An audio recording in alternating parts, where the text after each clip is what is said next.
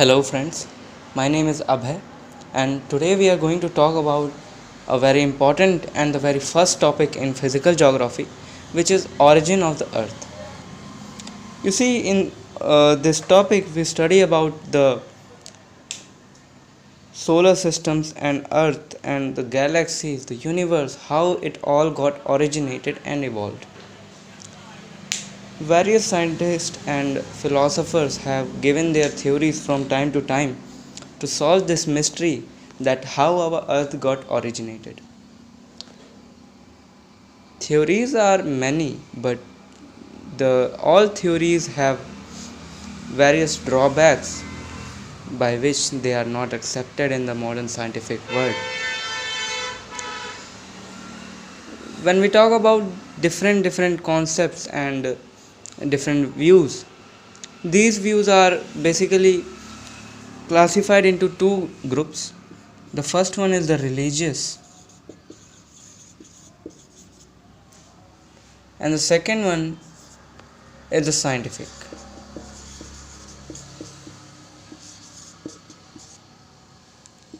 Concept, you can say. As the name suggests, you are clearly able to differentiate between these two groups. The religious one has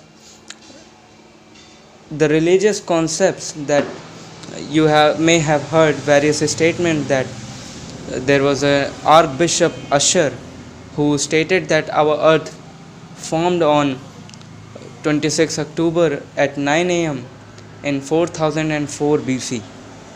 So as you can see, that has no scientific basis and no logic and no reasoning in it. So these do not get much attention in our modern day world. The second one, which is the scientific concept, as the name suggests, it has the scientific laws, and these theories are based on the logic and reasoning which can be understood by our scientists and by us basically. Further, in the scientific concept, the theories which we study are classified on the basis of number of heavenly bodies into three groups. The first one is the monistic, second one is the dualistic, third one is the binary star.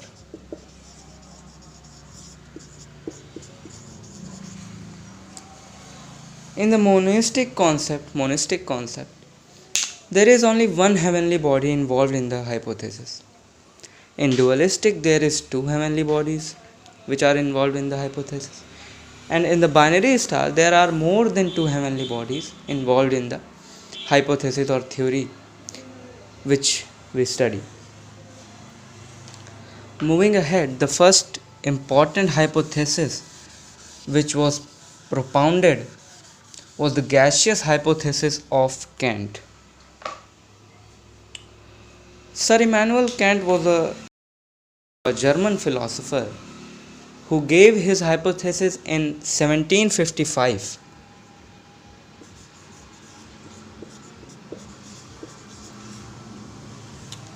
This was the first time anyone had attempted to solve this mystery that how our earth got originated. He assumed that initially there was a primordial matter already created in the starting of the universe.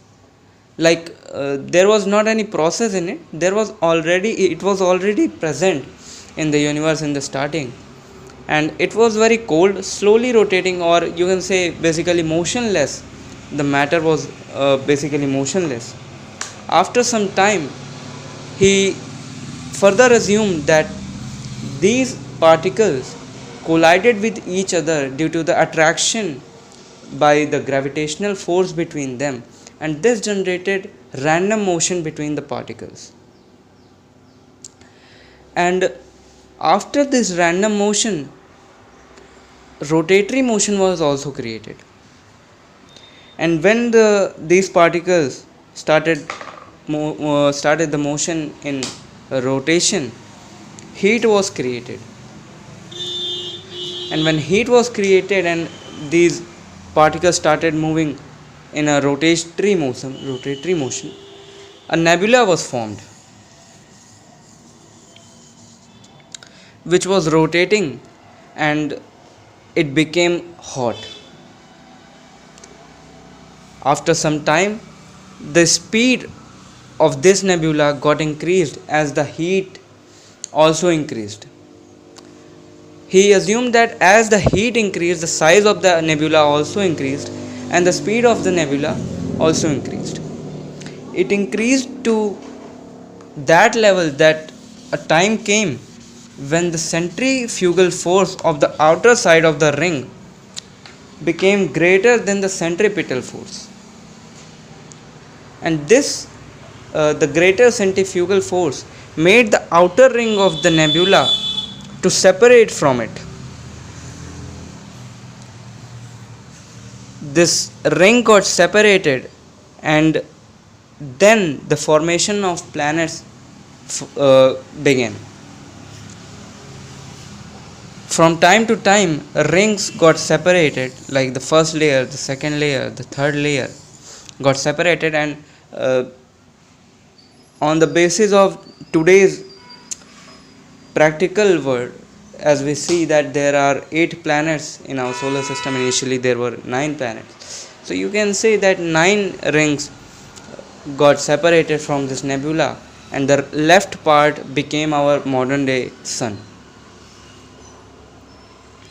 This theory was completely